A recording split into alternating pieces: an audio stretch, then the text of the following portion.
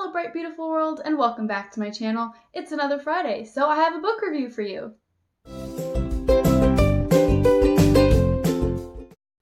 So the book that I will be reviewing today is The Wicked King by Holly Black, and this is my second sequel that I have on my channel. The first one was A Court of Thorns and Roses series, and I've already done the first and second book for that series, and now I'm doing the second book in the Folk of Air trilogy by Holly Black. And one of the things that I want to say about this book before we jump into any of the reviews or the kind of like summary of the story is that The Wicked King is 322 pages long, just so you can get an idea of how big the book is. It's a lot shorter than its predecessor, which I found really interesting, and I know that The Queen of Nothing is also about 320 pages. So I'm interested to see that, and I'm ready to read that one. That one comes out in November, so I'm excited for that one. This one ended in such a way that I cannot wait for the next book. And another thing that I want to say about this book is that it is a young adult fantasy novel. And we've already covered the first one, and so it's basically just about Fae, or like a part of the Fae world. And so that's what makes it fantasy. And so I would kind of want to start with a brief summary. There's not much that I can say because of the fact that it is a sequel, that won't spoil it. So I'm kind of just going to give like a brief like overview of what this book is about. Basically we're back with Jude. So Jude is still our main character. And it does happen to be that Holly Black still does the same thing that she did with the first one, where like the prologue is in third person Jude point of view, and it tends to be a younger Jude rather than like the present Jude.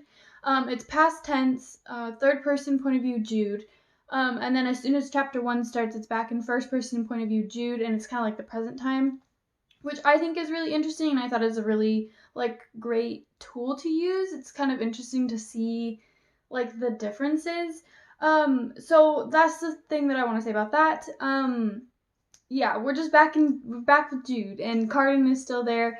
And I'm not gonna give away anything from the first one if you haven't read the first book yet. But if you're watching this video and you've already like read those books and you've even read this one, then you're gonna know. But I want to jump into the spoiler-free review, because that's kind of just easier to do.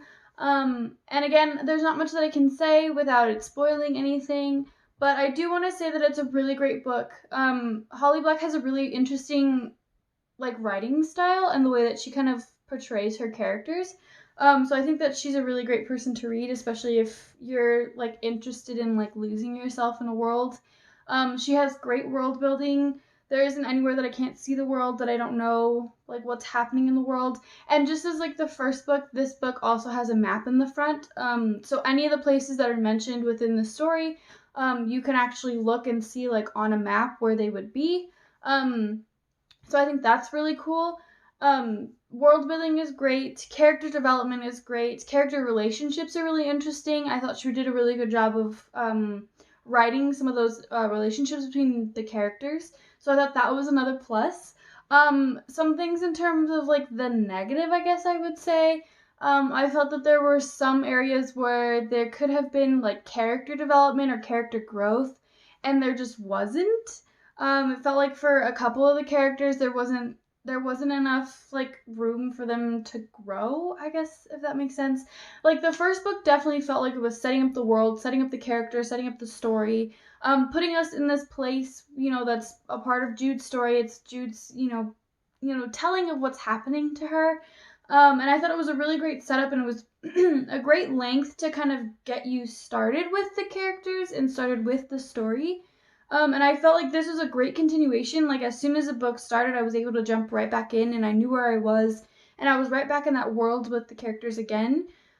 But at the same time, I felt like there wasn't enough room for these characters to kind of have their growth, especially in these moments and like the scenarios that are within the book. I felt like there wasn't enough room for the characters to kind of have their moment to grow and kind of change and be different or better, if that makes sense. Going along with that, I think that there were just points in which that I kind of wanted the characters to do things like different than how they were deciding to do things. So Jude would have like two choices to choose from, and she would pick one instead of like the like more like obvious character growth one, if that makes sense at all. Like there were places where each character could have had their moments to kind of change and like grow as characters, and I just felt like they didn't. And I'll talk about this a little bit more in the spoiler filled review, but I also feel like there was one character who seemed to be wanting to grow and like change, but everybody else was kind of like giving them a hard time and being like, no. So I definitely want to talk about that a little bit more in my spoiler filled review, because I think that was a very like prominent thing in the book. And something that I think is like more like something that should be talked about a little bit more, especially because I haven't talked about it before. But I think that's just because I haven't seen anywhere where that needed to be, except for maybe in A Court of Mist and Fury, where there could have been a little bit more growth for Feyre, but she seemed to get there anyways. So I didn't talk about it that much because I didn't think it was that big of a deal in terms of like that book review. But I feel like for this one, for The Wicked King, there was a lot of like places where I was like, ooh, character growth. Why isn't happening? So definitely one of those aspects is something that I want to talk about more. And yeah, I think that's all I can say for the non-spoiler review, just because of the fact that it is a sequel and there's a lot that I want to cover more in terms of what I think could be a spoiler or what could be like a plot point that could be a bit of a spoiler. So definitely I want to jump into that. Now, how I usually do book reviews on my channel is I do the non-spoiler review and then I jump into the spoiler-filled review. And how I like to do it is to start with the negative so that I can end on a positive note. So we're going to jump into the spoiler-filled review. And if you haven't read this book or haven't read this series yet and don't want to be spoiled about anything, things that I think could be a major plot point or plot twists or things that I think you should just discover on your own through reading, please skip to the time code that I will leave right here. And you can figure out what book that I will be reviewing next. If you do not follow me on Instagram and have not seen that I posted the books that I will be reviewing for the month of August, and I'll see you at the end of the video.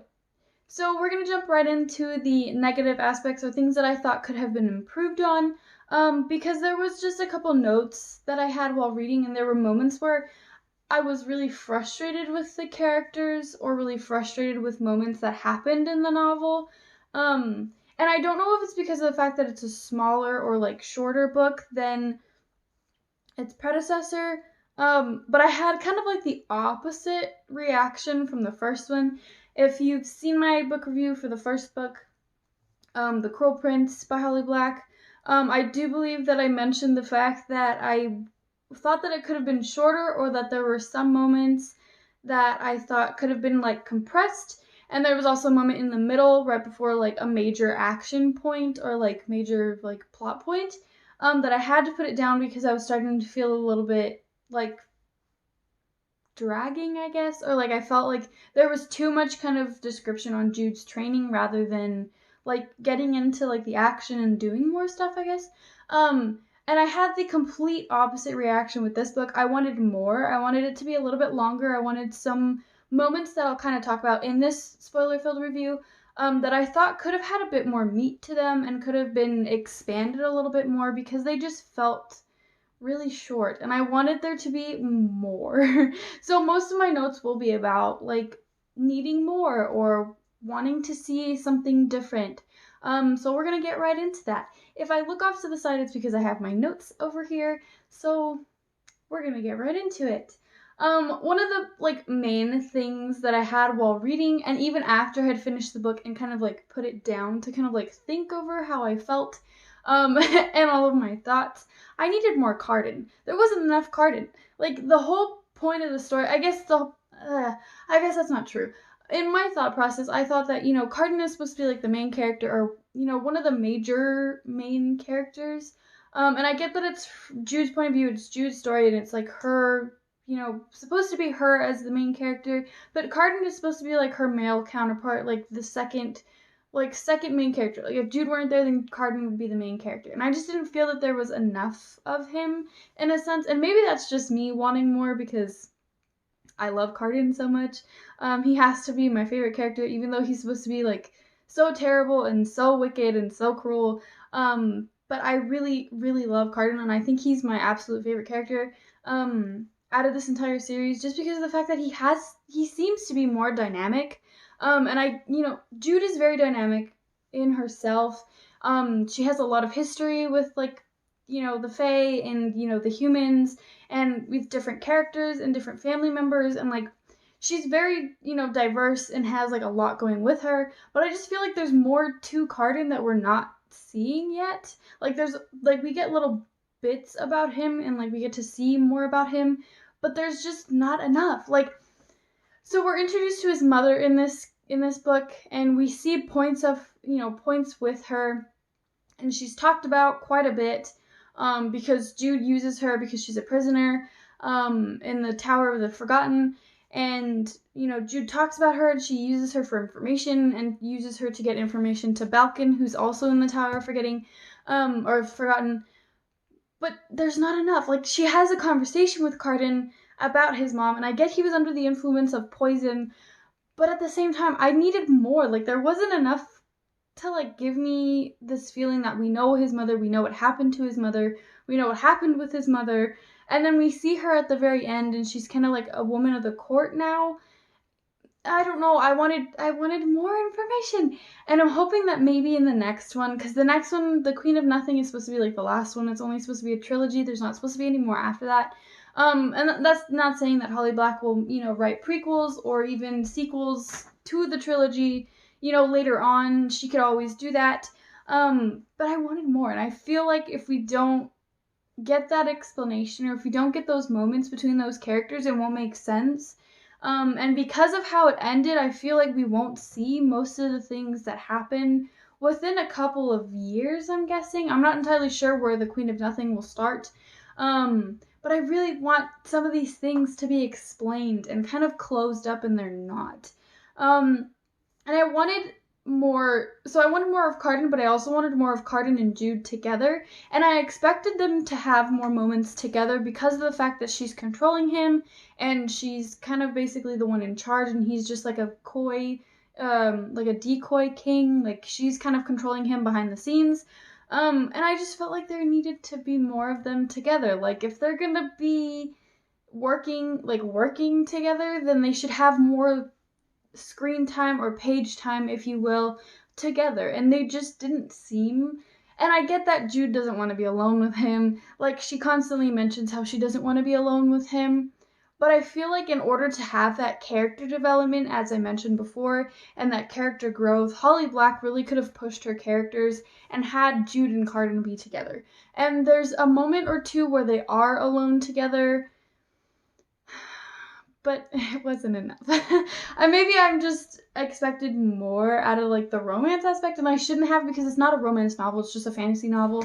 And there are those underlying moments of romance, but it's not like a main subplot. It's kind of like a minor subplot. But I wanted more. I expected so there is a moment between Jude and Cardan where they kind of have their steamy time, if you will. It's not like full on, it's kind of like brushed over, but I wanted there to be more, and and this will kind of coincide with one of my other notes that I have later on, but it just felt like Jude was like holding back, and Cardan definitely wasn't. He was kind of like, hey, I can't lie, and I'm kind of like trying to show you that I have feelings for you without being direct, because I don't like that I have feelings for you, but they're there. And she was kind of ignoring that fact and like not taking it into account that she could have a relationship with Cardan, even though she was starting to feel those feelings for him, and she was acknowledging that she had those feelings for him, yet wasn't acting on them or doing anything. I don't know. I felt like there needed to be a lot more of her internal thoughts, and like figuring out what it meant to kind of feel these feelings for Cardan, and like what she could kind of achieve by having those, like what could happen, I guess, like a relationship wise, like could she be with Cardan, like that kind of thing. And this will kind of lead into another point. There's just a lot of points about Jude and Cardan, because they are supposed to be like the main characters, and I feel like there wasn't enough in terms of like certain aspects and things that had me like confused. So one of the things that I'll kind of talk about more later is when Cardan asks her to marry him so that she can be the queen, and then he no longer has to be under under her whatever deal that they made, so that he's not under her influence anymore and she has no control over him. Her reaction was really weird. It was more of like she didn't even think about like her own feelings towards Cardan and what it could mean by the fact that I understand that he was saying it in terms of like, hey, I want to be out of your control. Like, I don't want to be under your control anymore. But it also seemed like he was trying to hint at the fact that he had feelings for her, which he did almost the entire novel. So I kind of wanted her to act on that a little bit more. And the only thing that she was thinking about was political wise too, like how much power she's gonna get, how the fact that she can make her own decisions, how she won't have to influence him anymore. But the fact that she was kind of talking about her feelings in general, like throughout the novel, like especially when she was under the sea with the Sea Queen, she had her moments where she was thinking of Cardan and like thinking about how she felt about him. And then this guy that you like because I'm pretty sure that you like him, you cannot deny that anymore. This guy that you like is asking you to marry him in terms of so that he can be free, but also because he seems to not be repulsed by the idea of being married to you, which when we first see Cardan kind of like express his feelings about Jude, like he like tells the truth about how he feels about her.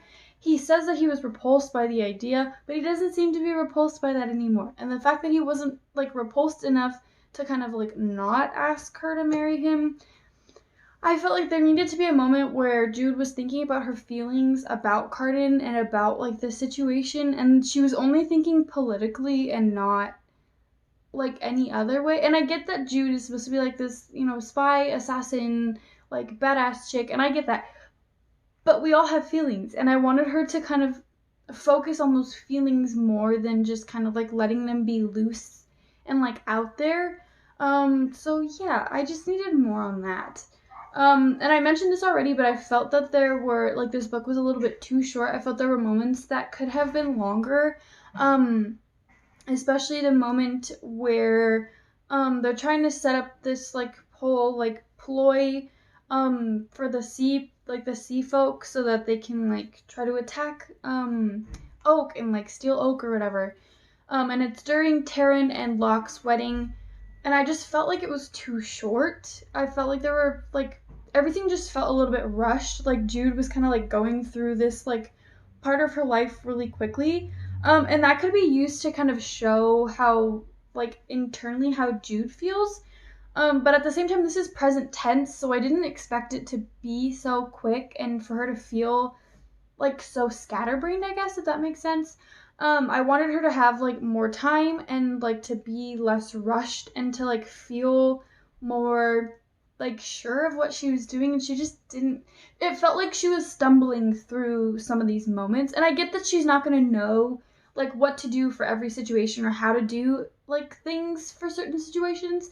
But the fact that she just kind of felt like she was stumbling through things like didn't make sense to me because of the fact that she was so sure and so like well-minded in the first book. Like she came up with this whole plan to make Cardan the king.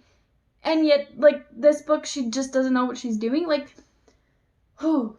I needed there to be more. Like I wanted her to kind of be sure of herself as like she was in the first book and kind of make these decisions deliberately rather than being like, oh, this seems like a good idea or oh, I could take this and run with it. I wanted her to like be like more sure of herself, and she just didn't seem to be. Another thing that I want to talk about is that I kind of already talked about this before, but the fact that it seemed as though Cardan was more into Jude than Jude was into Cardan. And I want to kind of talk about that briefly because I've already talked about like the dynamics between the two of them and like their relationship. But it just seemed like Cardan was more open to like. So he was the one that I was talking about earlier in terms of character growth. He seemed to be the only character who was like trying to grow and like be a different person and like be better and like change who he was in a sense. Because he doesn't have his oppressors anymore. He doesn't have his father oppressing him. He doesn't have his brother oppressing him. he seemed to want to grow and be the person that he's been wanting to be, for a while, instead of what everybody else has seen him, like how everybody else sees him to be. And I saw him like wanting this growth and like needing this growth, and like trying to look for that in Jude at the same time, to like try and be like, hey, because he didn't seem that wicked in like the entirety of the novel, not until like the very end. And he didn't seem like he was trying to be this wicked king, or like this king who was like high and mighty. There were moments where he seemed to be acting that way, like for the, view of people. But I didn't see him as like being that way, like personally, like to himself. It just seemed like an act to kind of keep himself as like this king that needed to be seen this way. And I just felt like Jude didn't want to grow at all. Jude was like, no growth, like stop. And she needed moments of her own to kind of grow. And she seemed to get there. I thought she was going to get there when she was imprisoned by the queen, Nicasia and her mother. And I thought she was going to have that moment where as soon as she got back, she was going to have like those moments with Cardan. But it just felt so flat, I guess. Like, I wanted more to like understand what was going on with like Jude's feelings, how she felt towards Cardan. It just seemed like he was more into her than she was into him. Which can make sense. He was tormenting her for basically all her life, like a long time.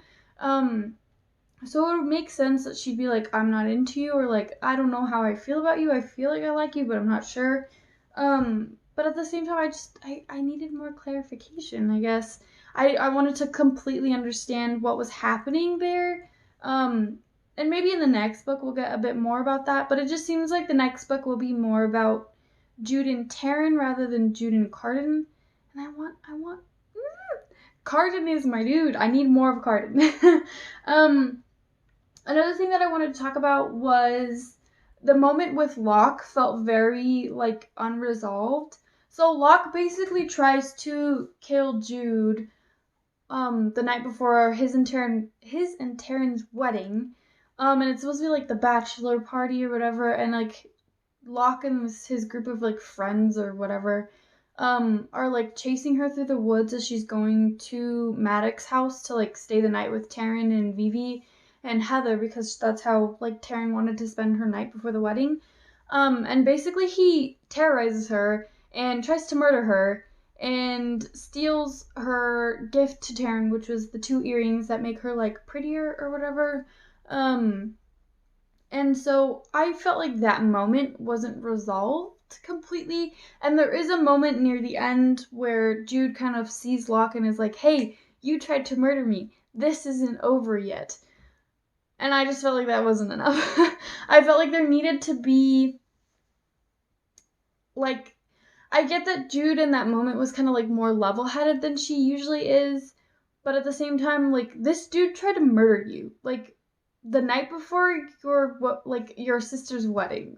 Like, this is now your sister's husband, and he tried to murder you the night before. Like, I don't know. And I get that this is like a twisted world because it's a Fae world and the Fae are twisted, and Locke especially is very, very twisted.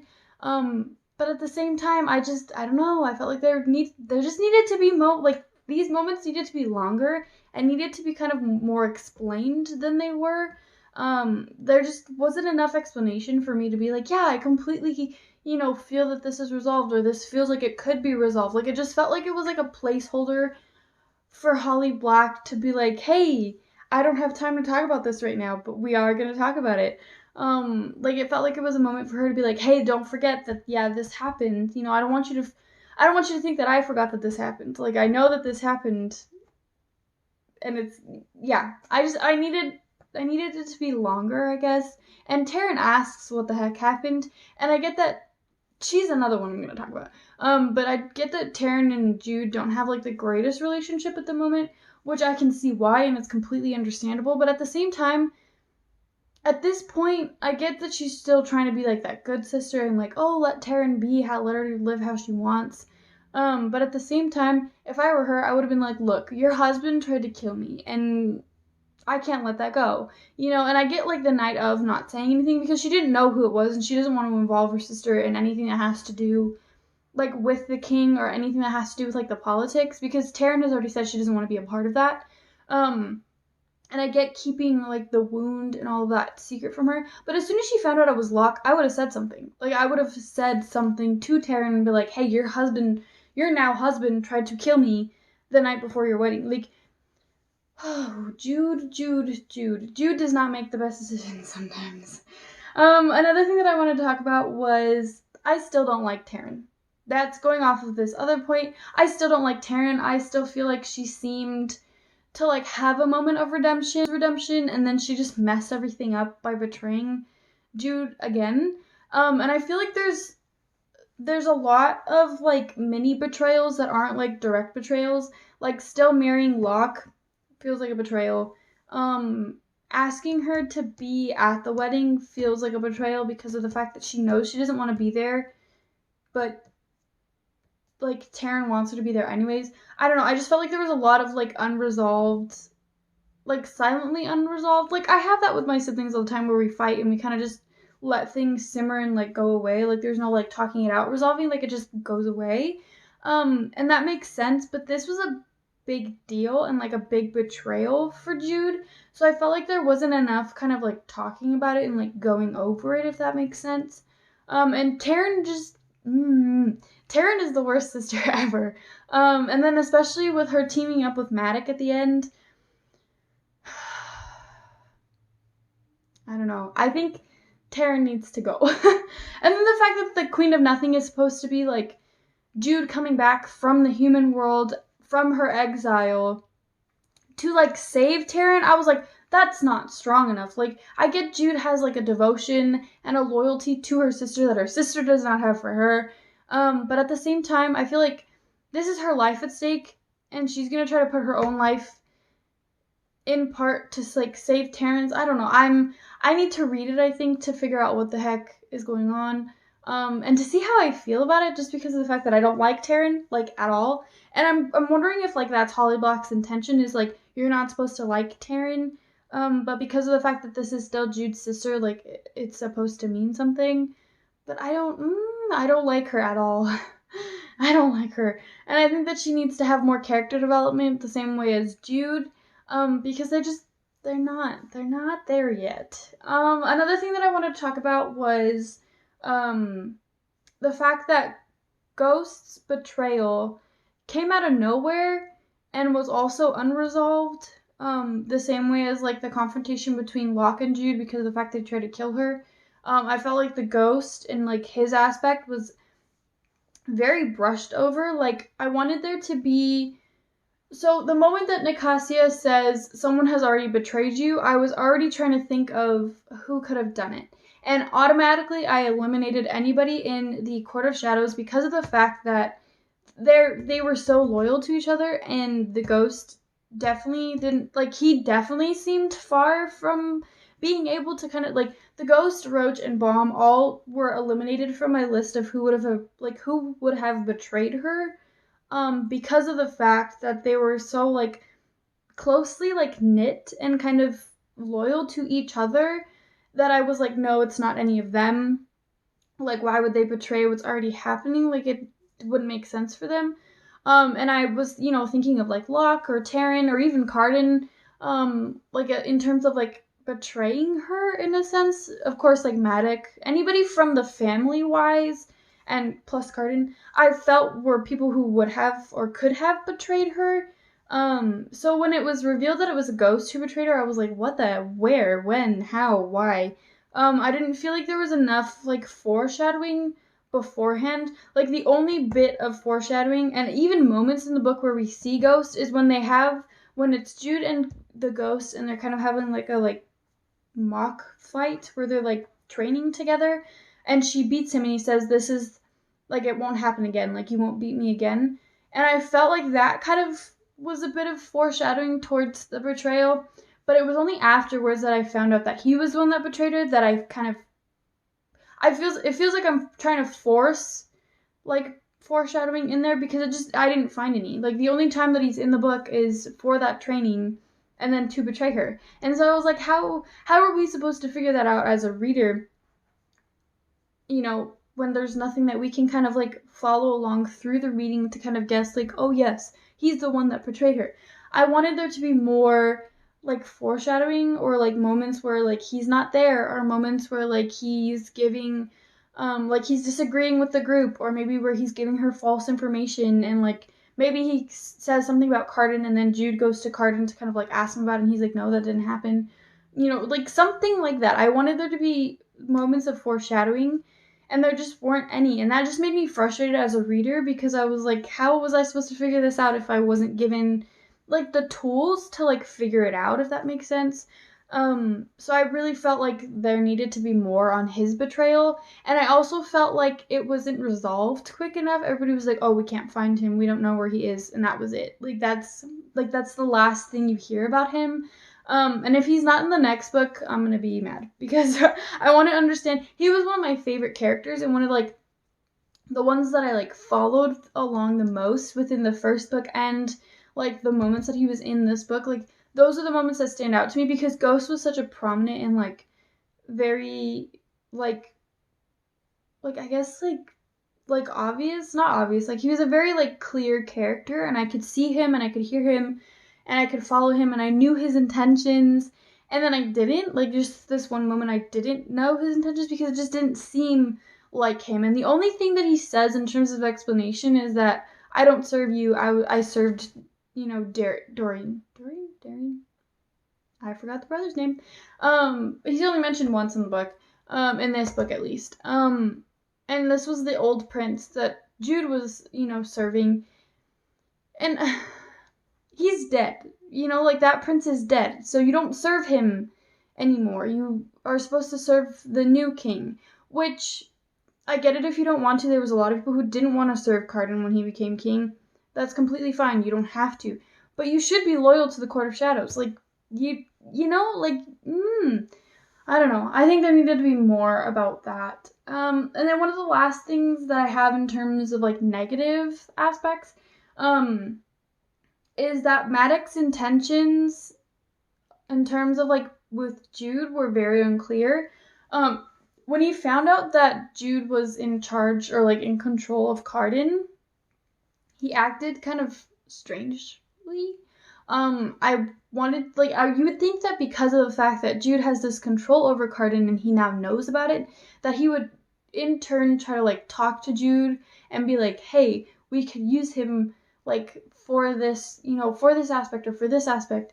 And the fact that he seemed to think that she was controlling him for another reason other than to put Oak on the throne, like, what did he think Jude was using Cardan for? Like, why else would she need him to be on the throne? Like, yes, she was power hungry. Yes, she wanted to have some sort of, like, high position within the court, like, within the Fae court world. She wanted to be, like, front and center and, like, have some sort of, like, I guess, power. And it would make sense that she'd be, like, power driven, but she's not someone who would use power just for power. You like, you get what I mean? Like, she's not there for certain, like, as soon as she found out that Oak could be put on the throne, she did everything she could to keep him from the Fae world and being corrupted, so that when he was of age, he could be on the throne, and then Cardan wouldn't have to be on the throne anymore. And the fact that she didn't say anything to Maddox about it, like, he kind of implies, like, hey, you should be using him to put your brother on the throne. And she's like, yeah, and he doesn't know that I'm trying to put him on the throne. She didn't say anything. She needs to communicate. Like, Jude made so many bad decisions, and that is why she's exiled from the Fae world as the Queen of Nothing. There you go. But I just, it irked me so much that she has this, like, lack of communication, and I get her lack of trust. I get it. I completely understand. But at the same time, you could have said that, like, that one thing. Like, you know his intentions are to get Oak on the throne. If you were to say, hey, I'm also trying to get Oak on the throne, like, you don't even have to explain, like, hey, I'm trying to get him there when he's old enough so that you don't have to be, you know, like, regent or whatever.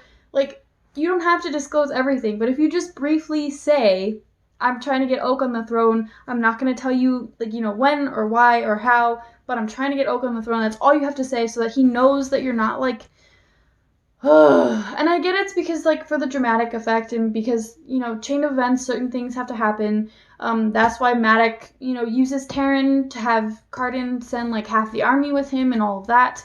I felt like it's too much of a setup, I guess, that I wanted her to just be more smart about everything that she was doing when she seemed so smart and so sure of herself in the first book about, like, the things that she was doing, and this one she just felt sloppy, I guess. So yeah, we're gonna jump right into the positive aspects of this book. Despite how much I had to say, I still really love this book, and I read it within a couple of hours because it was so easy to read, and it flowed really quick, like fast pacing kind of, but it flowed enough that I didn't feel like disoriented anymore. There was just moments where I wanted more. And I wanted to say that the world building was also really good. That was one of, like, the things that I've mentioned before. But Holly Black does a really good job of, like, putting us in this world and, like, making us a part of this world. So I thought that was really well done. The under the sea section where Jude is kind of, like, held captive in, like, the court of, like, the sea folk. I thought it was really well done, although the descriptions were really interesting. And I thought that it was a great kind of look into Nicasia and her mom, and even Balkan a little bit more.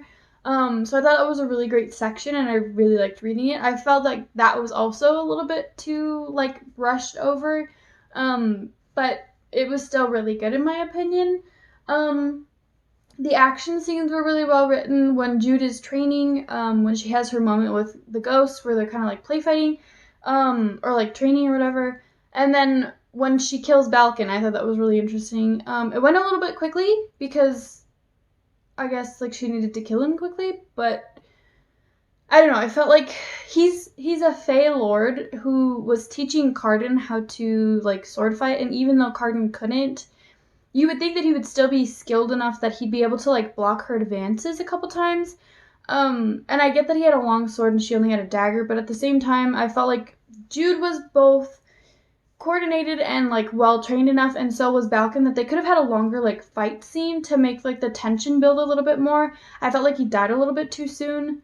And then his death kind of just felt like it didn't even have, like, a shock to it. It was like, oh, he's dead. Like there you go, it's done. The only thing that I was concerned about with his death was how Cardan was gonna feel because he didn't want to kill him. He didn't want him dead. So that was the only thing that I felt for that. But I thought the action scenes were really good. Any moment with the roach and the bomb was really well done. I love their relationship. Each of their relationships with Jude and then their relationship together. And also the Roach's relationship with Cardan, even though we don't get to fully see it, we do get moments where we, kind of understand, like, how the Roach is, like, teaching Cardan and giving him, like, all these, like, lessons and stuff like that. So I thought that was really well done. Anything with Cardan, of course. He's my absolute favorite character. All of his, like, moments of dialogue and, like, moments of, like, snarkiness were just my favorite. I thought they were, like, the very best. And then, of course, one of my favorite things, was the ending. It was very much, like, out of nowhere, especially because literally right before they kind of, like, seal the marriage and, like, are married to each other, and she becomes, like, the queen, and she's literally queen for, like, an hour, and then she's not. I guess she's still queen, but she's not queen anymore because he exiles her for the fact that she killed, his brother, and this is kind of like a kind of moment of, like, peace or, like, truce with the Queen of the Sea because of the fact that that was her emissary, or ambassador, or whatever you want to call him, and because Balkan's dead, that, like, it's a big deal, and so he exiles her so the whole terms of it is that she is exiled until Cardan says otherwise, and I thought that was really interesting because of the fact that he knows her plans and he knows what she was looking, like, to do. And so that was the only moment where he was kind of like the Wicked King, when he, like, made the new land and kind of, like, showed the Queen of the Sea, like, what he could do to Nicasia and stuff like that. And I thought it was really interesting to, like, see all of that. And I just thought that the ending was, it definitely is a cliffhanger and leaves you like, oh, what's gonna happen next? And the only thing that really, like, irked me, I guess, a little bit about the ending was the fact that Jude is like looking to like, I guess, like enact her revenge, and it's like, y'all need to stop playing pranks on each other. That's just what it feels like right now, like a prank war. Even though they're a lot more like intense, but it feels like prank wars. Like, stop being a child and like just, you know, like accept defeat, or, you know, show that you have more power or something. Because I was just getting so annoyed with like this back and forth. Like, he does something to her and she does something to him, and then he does something to her, and then now she's planning to do something to him. Like, ugh, grow up. It just felt like it was a lot of back and forth. So hopefully in the next book there's a bit of a resolve. Hopefully she can be not the queen of nothing anymore, but the queen of something. Hopefully there's a relationship there. And yeah. So that was my review of The Wicked King by Holly Black. I really, really enjoyed this book. I highly, highly recommend it. If you haven't read the series yet, I say go for it. It's really good, really entertaining, despite all of my notes. I really liked it, and I thought it was a really interesting read. And it's just a really good book. So I'm going to give The Wicked King by Holly Black a 4.5 out of 5 stars. I still really enjoyed it despite how much I wanted more of. And yeah. So thank you guys so much for watching this video. Next week Friday, I will be covering Beautiful Creatures. If anybody's heard of that story, it has 2 different authors, so I'm not going to say the names. But I will in the book review.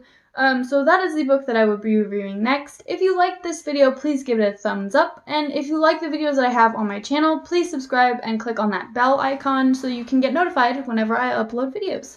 So thank you guys so much for watching, and I'll see you in the next video. Bye!